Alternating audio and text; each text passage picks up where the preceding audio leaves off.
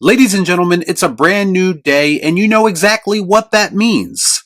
Another potential Superman reveal. You have to wonder that at what point does it become almost pointless to release this movie in theaters? I mean, a lot of us feel like we've seen this movie already based on the fact that we know so much about it, and it's only March, which means we still have like 3 more months to spoil some shit. So July can't get here any quicker because they just might actually run out of things to reveal. Let's discuss. I watch so you don't have to. All I'm offering is the truth, nothing more.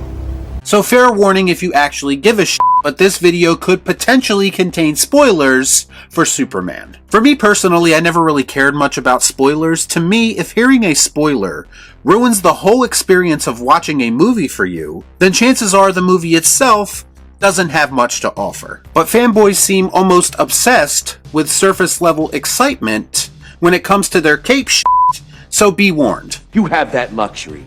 You have the luxury of not knowing what I know. Still here? Great. So this rumor comes from Scooper, and I use that term very loosely, viewer Anon, who claims that Bradley Cooper has been cast as Jor-el in Superman. Which would kind of make sense considering Bradley Cooper, of course, voiced Rocket Raccoon.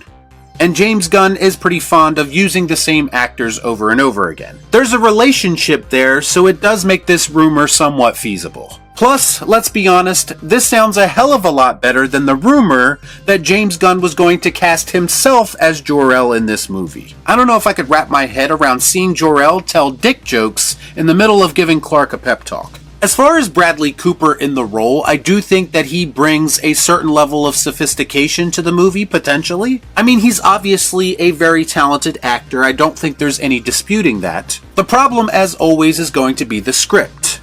Will James Gunn be giving him the material that is worthy of his talents? And based on James Gunn's past work, I'm not entirely optimistic about that. I kind of imagine it going something like this.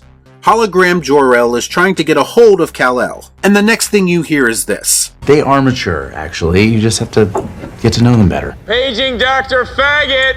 Now, I know that's a Todd Phillips line, but couldn't you see James Gunn finding something like that hilarious in a Superman movie? I mean, superheroes are the dumbest thing in the world after all, according to the new head of DC Studios. Might as well bring some excitement back to the genre and add some good old-fashioned juvenile humor. As I've said many times, I do not believe a lot of these scoopers, because 9 times out of 10 they are full of shit. But this scooper in particular is either claiming to have seen the movie, or he at least knows a person who was at one of these mythical test screenings. I wonder if he was at one of the good ones or one of the bad ones. You could never be too sure. According to his post, he is releasing this information to prove later on that his sources or knowledge on the subject is accurate. He actually confirms that test screening reports are meaningless, which is something that I actually agree with and I've said many times before. We know damn well that this movie is probably going to change 20 more times between test screenings and when it is released. Think you gonna get away with it? Not up in here! Not up in here! But this scooper is taking a stand against all of the fanboys who call him a liar by potentially spoiling Superman for them.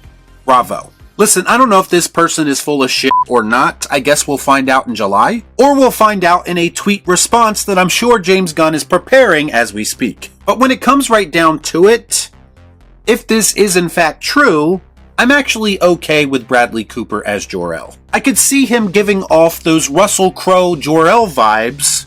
Maybe not quite as masculine, but it would solidify Superman 2025's status as a potential retread of ideas contained within other Superman movies of the past. I mean, screw it. While we're at it, let's cast Chris Pratt as Batman, Dave Bautista as Doomsday, Zoe Saldana as Catwoman, and Vin Diesel as the voice of Brainiac, just to complete the Guardians reunion over at DC. Hey guys, you ready to let the dogs out? Ooh, let the dogs out. Ooh. Who brought this guy along? Y'all be cool. Right on.